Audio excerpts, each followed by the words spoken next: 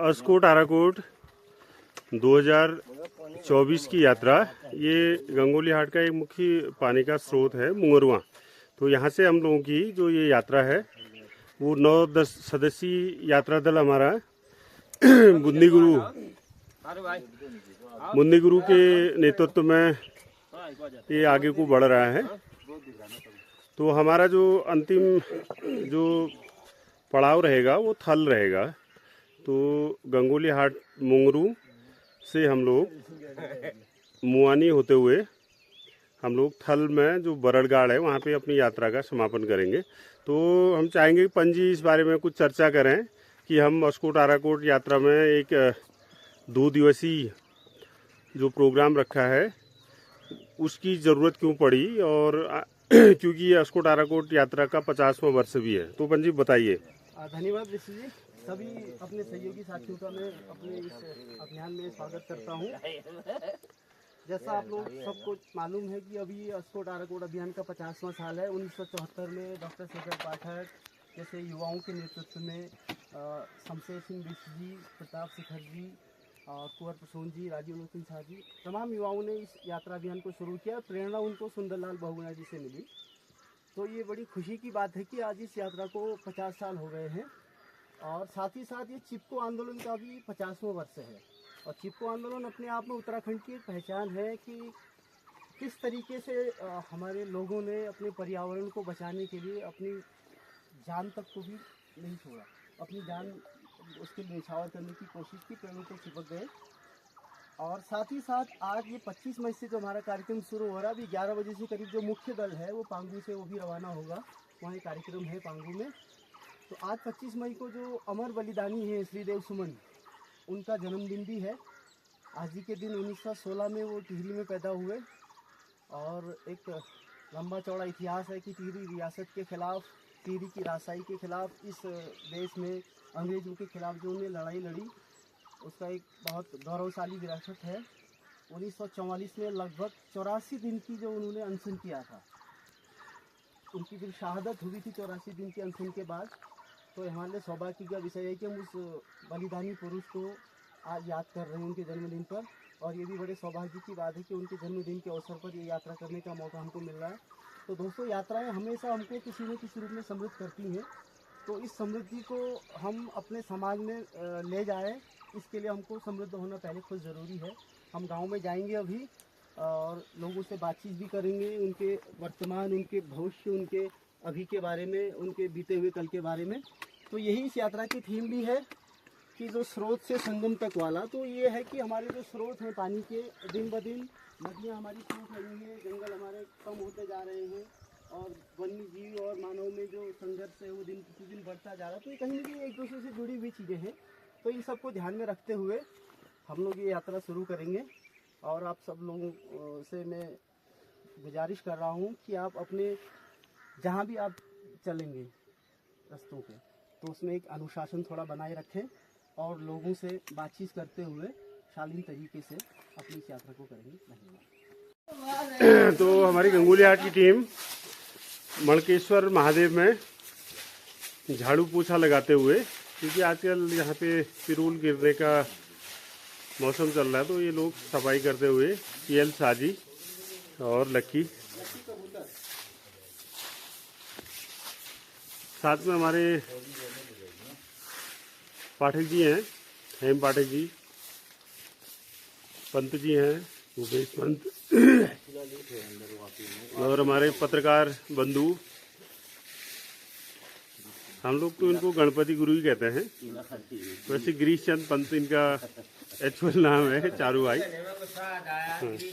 तो ये देखिए जो मणकेश्वर जो मंदिर था उसमें, क्योंकि मंदिर इसको तोड़ दिया गया, ऐसा बताते हैं कि जो गोरखा शासक थे उन्होंने 18वीं शताब्दी में इसको पूरी तरह से लूट लिया। उसके बाद ये जो मंदिर है वो पुनर्निर्माण में बना हुआ है।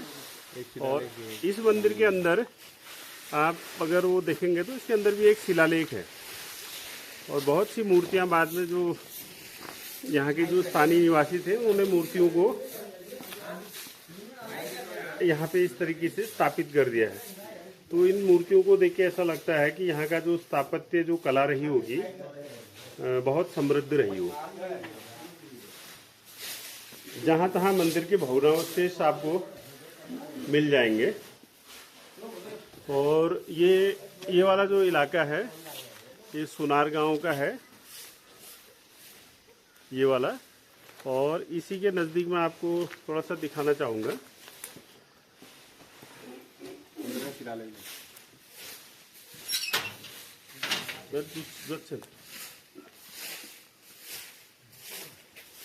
तो आपको पाठक जी शिलालेख दिखा रहे हैं।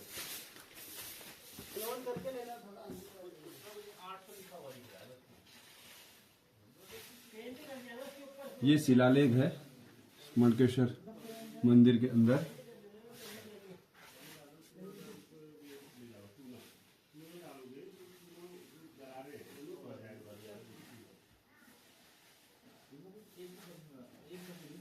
इसमें कुछ शब्द तो पढ़ने में आ रहे हैं, लेकिन कुछ शब्द पढ़ने में नहीं आ रहे हैं।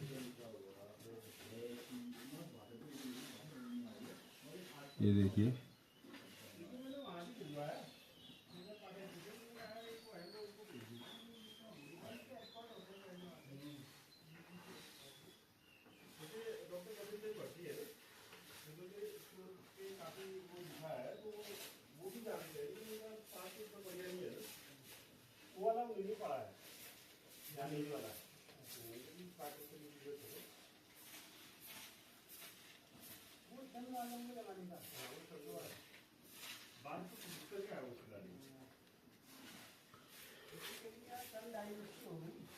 ये है मणकेश्वर महादेव,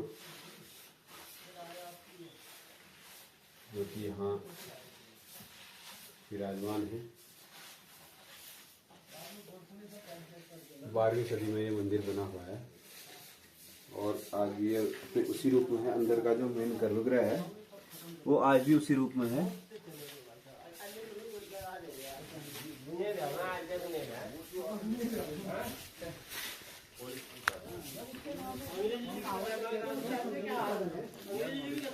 ये जो पीपल का वृक्ष है ये भी काफी पुराना है।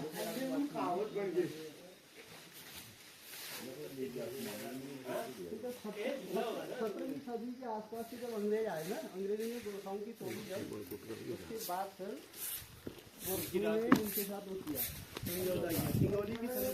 तो मित्रों, मैं आपको थोड़ा सा दिखाना चाहूँगा जो मणकोटी जो शासन रहा यहाँ पे, तो वो करीब 12वीं शताब्दी से 18वीं शताब्दी तक रहा। तो जो ये वाला जो क्षेत्र है, आप जो ये देख रहे हैं, ये ऊपर वाला, इसको मणकोट कहते हैं। कोट का मतलब किला। तो बाद में जो इनके जो आगे के जो वंशज थे, उनका गोरखों से बताते हैं युद्ध हुआ और गोरखों ने उनको काफ़ी नुकसान पहुंचाया और बाद में वो यहाँ से नेपाल की ओर चले गए। और ये जो चंपावत के चंद राजा हैं, उन्हीं के वंशज ये लोग भी हैं, रिश्तेदारी में आते थे। यहाँ पे घोड़ों के पीने के लिए इधर पे इस जगह पे थोड़ा पानी भी है, आप देख रहे होंगे, हरियाली है। और ऐसा बताते हैं कि जो वर्तमान में जो द्यारानी झील है, वहाँ से पहले के समय में यहाँ पे ऐसे गूल आया करती थी। बाद में जब ये सड़क बनी तो सड़क बनने की वजह से वो गूल पट गई और बाद में उसका कोई देखरेख न होने की वजह से वो पानी यहाँ आना बंद हो गया।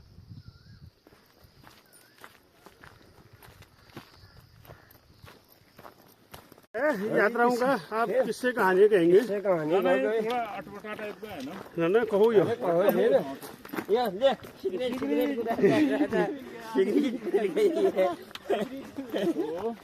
उस साल हो जब ये सुरेश सिंह प्रमुख बना, उस वक्त वो भी प्रमुख के दावेदार। हमारे नरेंद्र दत्त जी गाँव प्रधान 89-88 की बात लगी। ये कैक्टस पका है और बहुत ही स्वादिष्ट होता है। ड्रैगन फ्रूट की प्रजाति। हाँ बिल्कुल बिल्कुल। कच्चा ही है फिर ये तो। नहीं ये सब पके हैं पंजी अंदर। ये पंजी नाजुक आते हैं आराम से। और अभी हम लोग हैं लोक रत्न पंत गुमानी के गांव में उपराड़ा में। तो ये वाला जो क्षेत्र है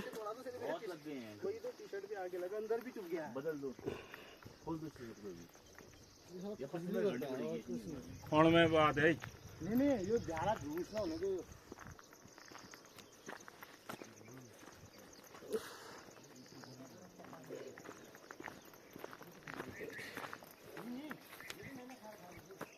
ये यहाँ का प्राचीन नौला, क्योंकि अब ये इस पर सड़क आ चुकी है तो सड़क की वजह से गांव ऊपर नीचे हो गया है ये एक ही गांव। ये हमारे साथी लोग कैक्टस को खाते हुए, जबकि आज के दौर में सारी जो खेती किसानी है वो पावर टेलर और उसके जरिए हो रही है। अब सारी खेती किसानी पावर टिलर और अत्याधुनिक मशीनों से हो रही है। आज भी ये फुटसिल गांव है, फुटसिल गांव में शानदार जो बहोड़, हमारे वहाँ बहोड़ कहते हैं इनको, बहोड़ों की जो जोड़ी है। तो पहले जो समृद्ध किसान होते थे उनके पास इस तरह के जानवर होते थे। और इनमें देखो जो भाई है काफ़ी वो लगनशील है। हाँ बिल्कुल, बॉडी हॉल से तो बॉडी हॉल, और दोनों घंटियां भी डाल रखी हैं। तो पहले बताते थे जिनके गले में घंटी होती है और जो बॉडी हॉल होती है उसको बहुत ही अच्छा मानते थे, उसको शुभ मानते थे। बताओ था रोड के लिए समस्या थी, पानी के लिए समस्या थी, हमन का बहुत समस्या थी। फार्मेसालो बहुत दूर थे।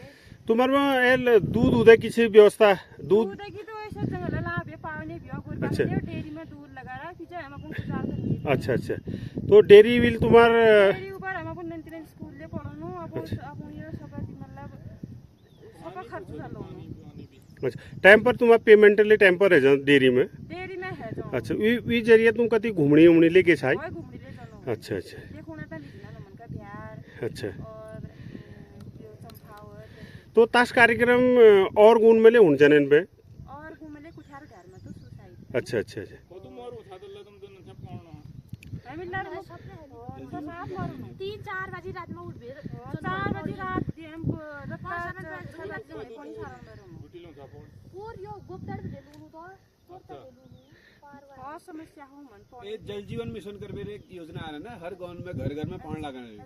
तुम्हारे वहाँ लगे अन्य लाग हमारो ने लगा सुख नल लागने आल बता तो रखो लेकिन सुख नल लेने लगे। कति कति लाग रहा ना हम न लाग वो लगा ना तुम्हारा वो लाइन वाली स्टैंड को देखो ना, तप नहीं ऐसा पानी ना उन पानी में बहुत पहले लगाई खाली तप तो वो कोवाल से गौनाट जो शाली खेत वाले पानी योजना, गुप्तड़ी बिटी हूं सारी शाली खेत वाले ही गुप्तड़ बिटी हूं वाल को। चलो चलो की कोने ब्या तुम्हारे लिए तो होता है होई तो मो तो मो की कोने ब्या ये जागता की कोने फुटसिले भी ये मुक्ता नवल जैसे ये जल्ला हम खड़ी रही बेल्लौर में ना, ये बेल्लौर है जल्ला हम यो ये बीटी तो इलाज की भी तो वाल ये मुक्ता नवल मुक्तानो मुक्तानोल। 1 2 3 चलो ठीक है। ठीक से बनी है। दिया सका